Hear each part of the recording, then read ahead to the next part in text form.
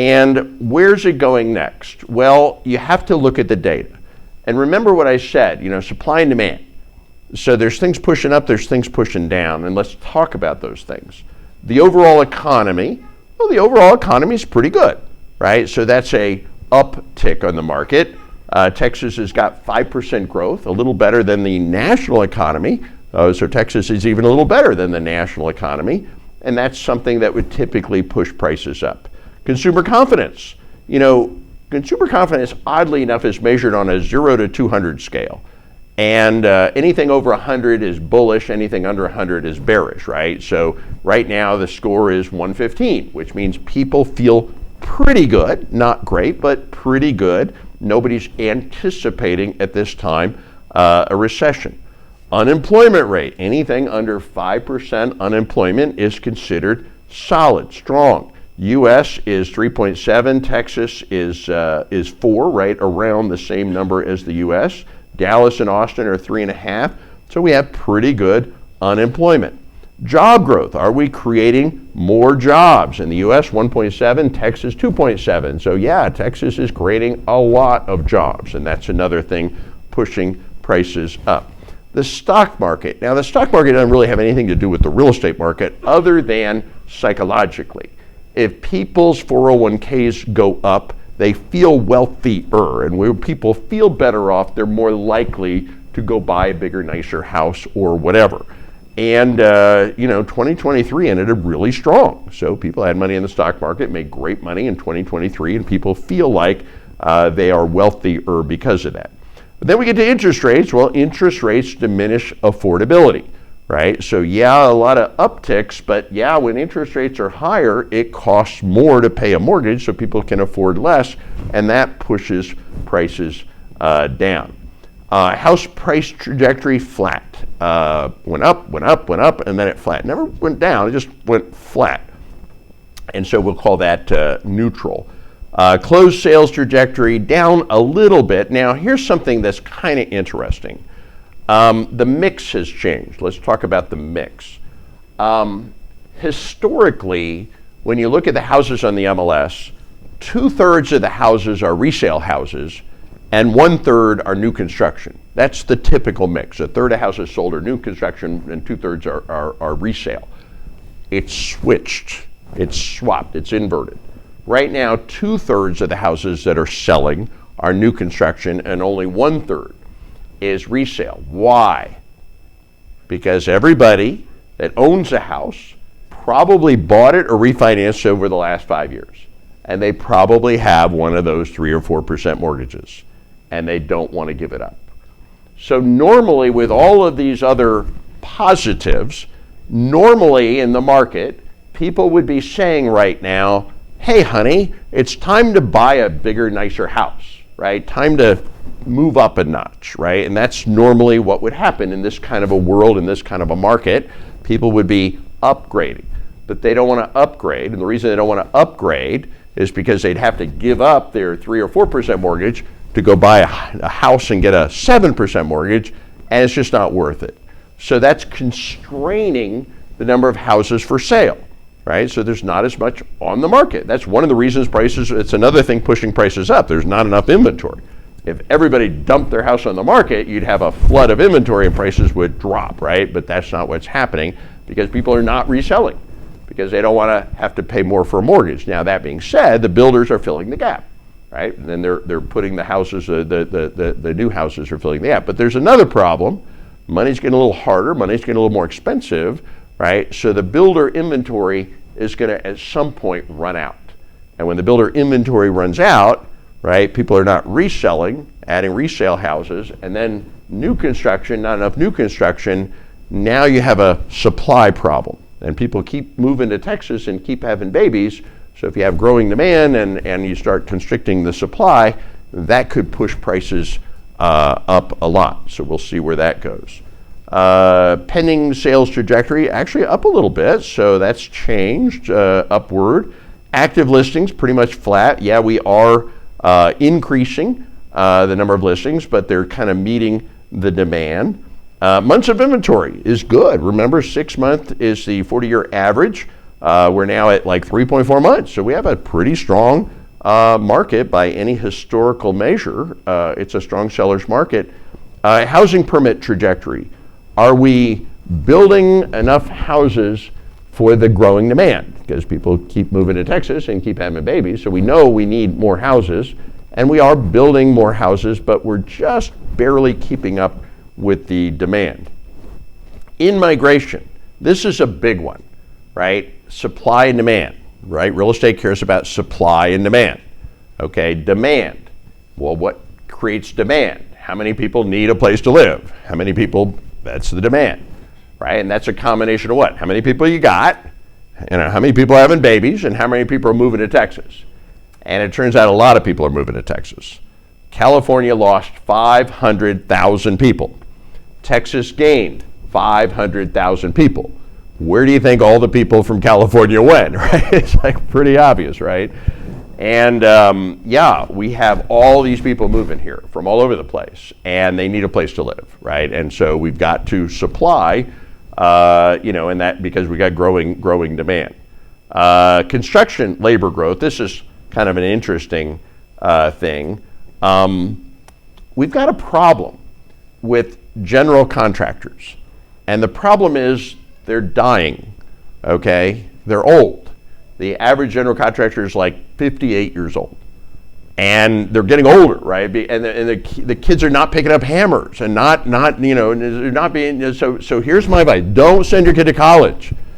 Give them a hammer, right? I'm serious. They'll make a lot more money, right? You heard the story about the surgeon who had a plumbing problem and hired a plumber to come to his house to fix the toilet. The plumber fixes the toilet, hands him a bill, and the surgeon almost faints. He's like, "Oh my God, this is the kind of prices a surgeon charges." And the plumber says, "Yeah, I used to be a surgeon." So contractors are making a fortune, right? And they're dying off, right? So we need more of them. And labor costs have skyrocketed. I don't know where they get the inflation numbers, but if you actually look at labor, what it costs to build, it's like doubled, right, what it used to be. So it's not gone up like 20% or 10%, it's like doubled. But that's making it more expensive to bring on new inventory and to add houses. And then there's all the wild cards, right? Interest rates. What are they going to happen? We think interest rates at some point will probably come down. Most of the smart money thinks, and even the Fed is saying they're going to at some point start lowering interest rates. You got an election coming up, we got some wars going on. All of those are wild cards. So if you put it all into the mix, this is our forecast. We bottomed out about a quarter ago. And right now, what we expect to happen is interest rates are expected to start decreasing over the summer. The Fed says that. Most of the experts say that. Nobody knows for 100% sure. But interest rates dropping, that's kind of the last thing holding the market flat, right? So if you start dropping interest rates, we think that's going to cause some movement and more people kind of coming off the sidelines and getting into the market. We expect that sales should rebound and be up about 5% by the end of the year, and we expect prices very conservatively to be up about 5% this year. Now, nobody knows, right? We don't know for sure, but I will say we've been forecasting the real estate market for 20 years. And I will say with a little pride, I'm not the guy who comes up with these numbers. My wife is the one who actually comes up with all of the numbers. But she has been like spot on for the last 20 years. It's not that hard to predict real estate. Like the stock market, I have no idea. Nobody can predict the stock market. You really can't. You can tell me you can't, right? The economy, no way. But real estate's not so challenging because it's all supply and demand. And a lot of things are known. We know how many houses we have. We know how many houses we're building. We know how many houses we need. We know how many people are moving here. And we know how many people are having babies. So we know pretty much all the things you need to know. We know how many houses we got, we're going to have, and we're going to need, right? So the supply and demand is very well known. There's some little tweaks in that, like interest rates, which we don't know exactly, and you have to kind of make some guesses at. But you put all that in a blender and, it looks like the prices are going to be up a little bit this year. So before I move on, any questions on that? Was that helpful, guys? Yes. Yeah. Any questions on that? Quick questions from the audience? Yeah.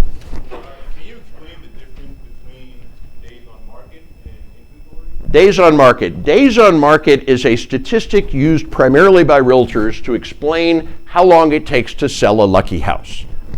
That's days on market. So what does that mean? I don't even look at days on market. And the reason I don't think it's a very useful statistic is here's how you calculate days on market.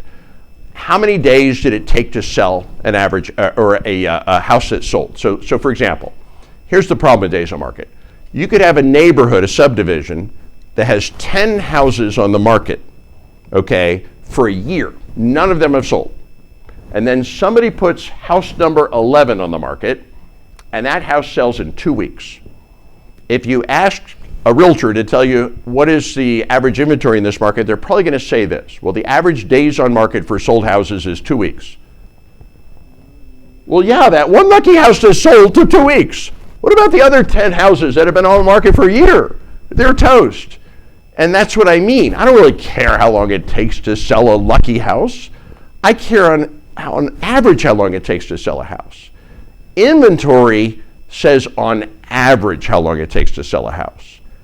Okay? And that, in my opinion, is much more important because I can't bet on being lucky, but I can bet on being average, right? So I want to know my inventory situation and not my days on market situation, right? Days on market usually gives you a better number, so it sounds better, but it's not a useful number, in my opinion, compared to inventory.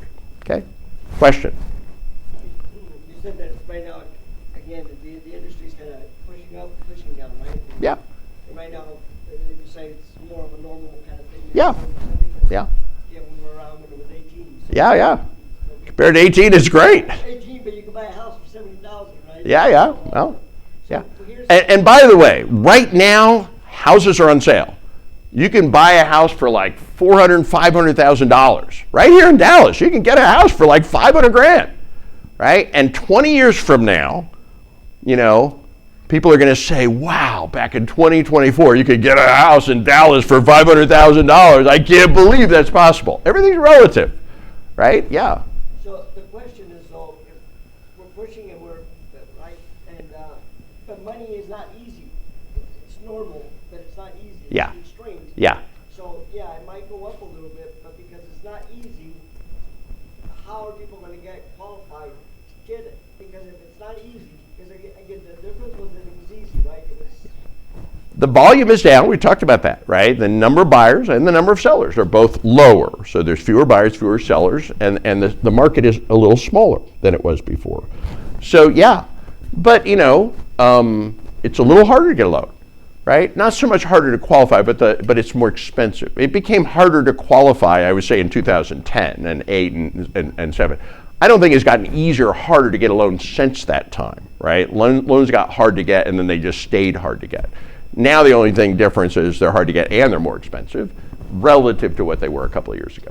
But, you know, here's the thing about real estate. Everybody needs to live somewhere, right? Sure. So that doesn't change, right? And, yeah, you could double up, you can go and live with your mom or whatever, but at the end of the day, there's so much demand, and people have to live somewhere.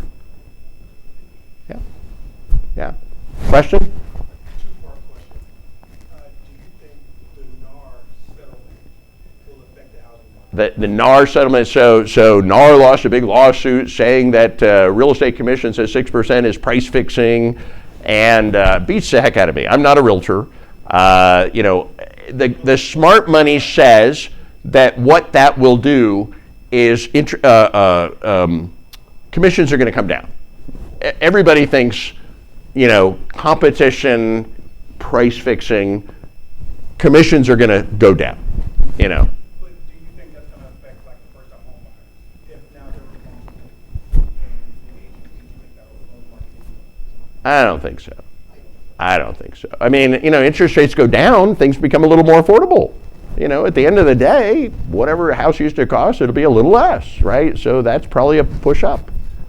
Yeah. What's that? Unless the FHA was still back it. Yeah, well, and they may be, and maybe they won't. I don't know. I mean, it was the government who brought the lawsuit, so we'll see. Question in the back. Yeah, so it feels like, to me, and I'm really curious on your opinion, it feels like rents have not come up to make up for the monthly cost of purchasing a house today at the new interest rates. Rents have not come up, yeah. If I put 20% down, whatever the loan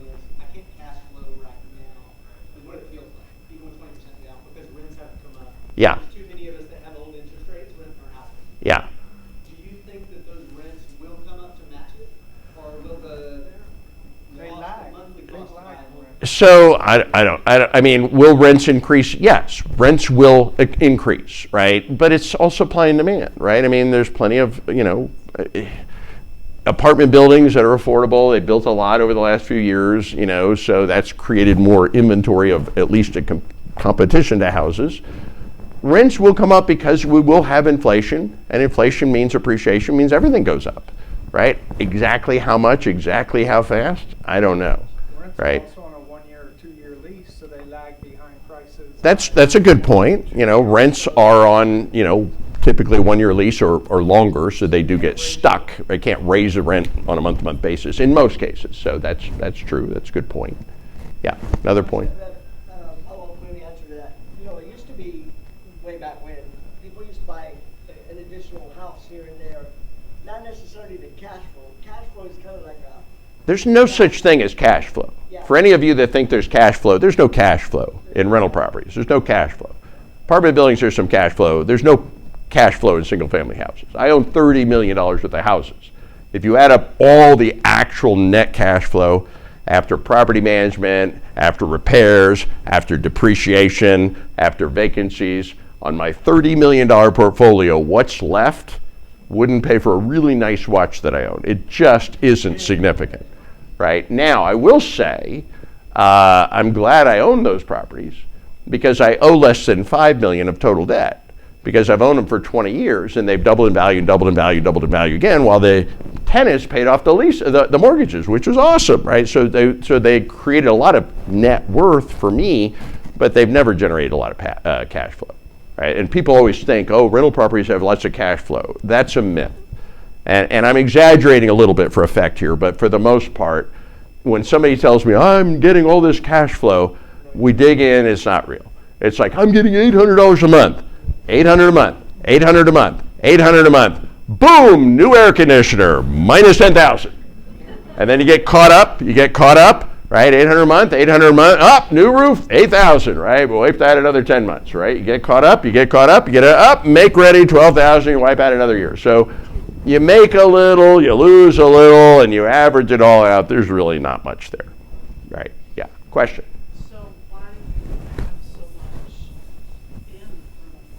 Why do I have so much in? Because I'm $25 million richer, right? Even though they've never made me any cash flow. Would you accept? Is that a good deal?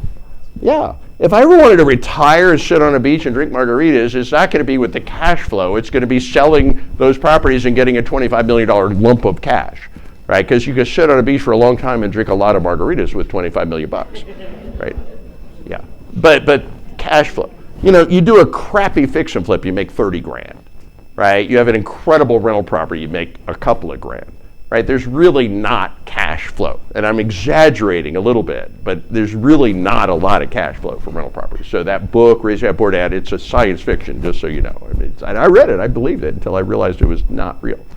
So, question? What is the purpose of keeping rental properties? What is the purpose of keeping rental properties? I said, I bought rental properties. I now own 30 million and I now owe 5. I'm $25 million richer. Was that worth it? I think so. Yeah, that's awesome, right? So I'm wealthy, but I still have no cash flow. But I flip houses and make plenty of money doing that. Yeah. You got a question over there? Yeah, so what other way, aside from flipping, to get more cash flow? To get more cash flow? An apartment building gives more cash flow than a rental property. Apartment buildings make a lot more cash flow, right, than single family. Single family had better appreciation. Apartment buildings get better cash flow. If you're only Okay. able to amortize an apartment for 20 or 15 years, how are you cash flowing the apartments? Well, I invest in commercial syndications. Typically, for every 100,000 I put in, I get 200,000 back over 5 years. You make on average 15% return on your money, right? Value add? What's that? Is that due to a value Could be a Class A, could be a Class C, either one. Right? The Class A's get better cash flow. The Class C's, you get higher returns, but you don't get it in quarterly cash flow. But yeah, you double the money in either way, right, over that 5-year period. So call it cash flow. I call it cash flow, Are right? those on smaller apartments or? No. I won't invest personally in small apartment buildings. Like I wouldn't do it. If I'm like, for you, those of you who want to be commercial investors, we do that. That's great. I would not personally ever want to own a rental property, an apartment building that's like less than 50 units. Because if you buy an apartment building that's less than 50 units, you're buying yourself a job. Okay, you got to have 50 units or more, maybe 80 units or more before you can have a full-time property manager. You never want to be a property manager. How many rental properties should you own before you hire a property manager? 1. Okay, yeah, 1. Yeah. So yeah. And until you got 50, 80 units, you're not going to be able to hire a full-time property manager. So it's not worth it, right, to own a small apartment building. It's more work and less money. So why do it? So how do Yeah. you scale then? If you're going from single family into apartments, you have to go 8. Go buy a $10 million apartment building. It's not your money. It's not your money. What do you mean scale? You can buy a $10 million apartment building. You get a $7 million loan. That's not based on you. It's not based on your credit. It's based on the property. Non-recourse loan based on the property. Anybody can qualify for that, right? And then you put $3 million down, but it's not your $3 million. You're going to raise $3 million. You get 60 people to invest $50,000. You got your $3 million down. Now you own a $10 million apartment building. As the sponsor that put the deal together, you get 20% of the shares of the deal. You make $1 million easy on that, right? And that's how you scale. It takes 5 years, so it's not fast money, but it's big money. Yeah, it's all good. It's all good. One last question before we move on. Yeah, go ahead. So most of your wealth is through appreciation, right? Most people what? Most of your wealth has come through appreciation. So I flip houses, and I make a lot of money flipping houses. There's lots of ways you can do it. Every time you flip a house, 50 grand, 30 grand, sometimes 100 grand, and I do a lot of those, right? So that's where that pays for my life and my lifestyle. My income comes from actively flipping houses, okay? I also have a little thing on the side where I buy rental property. I hold them over time. They've never generated a lot of cash flow, but over 20 years, they made me $25 million wealthier. So they've added $25 million to my net worth, okay, without generating much income along the way, okay? So that's strategy number 2. Because I make more money flipping houses than I need to just pay my bills, okay, I want to make money with the extra money. What do I do with the extra money? I put it in commercial syndications. You put $50,000 in, you get $100 back. You put $200,000 in, you get $400 back. And it's a totally passive income. On average, twice the return of the stock market with half the risk. So I take the extra money. I need this much money to pay for my life and my lifestyle. I got a nice life, nice lifestyle. Anything over that goes into commercial syndications. Okay, and then I do some commercial syndications myself, right? And to me, a commercial syndication is just a flip, but a bigger flip, right? Flipping houses takes 6 months, 9 months. Flipping buildings takes 5 years. But I make $1 million or more on each one of those flips. So those are the 4 things I do. And they're all good, right? And they all solve different problems. Does that make sense? Yeah. How do you Right. value these apartments? Do you use cap rates? Or Of course, yeah, cap rates, yeah. The value of an apartment building, right, is a net operating income minus divided by the cap rate, yeah. That's how you do it. And that's a whole conversation of its own. Yeah. So what's a sweet spot that you look for in a cap rate on, say, 50 units? Do you have Every city and every asset class has its own cap rate. Dallas cap rates are 4%, 4.5%, for an apartment building that's a Class A, B, but it just depends, right? We go further out. The cap rates are different, right? Higher, right? And then there's different asset classes. I don't do just apartments. We do storage, do mobile home parks, RV parks, assisted living facilities. They all have different, and the different asset classes have different risks and rewards, right? And there's not one that's better than other. You got to look at each one to see what one would be a good fit for you and your risk reward ratio.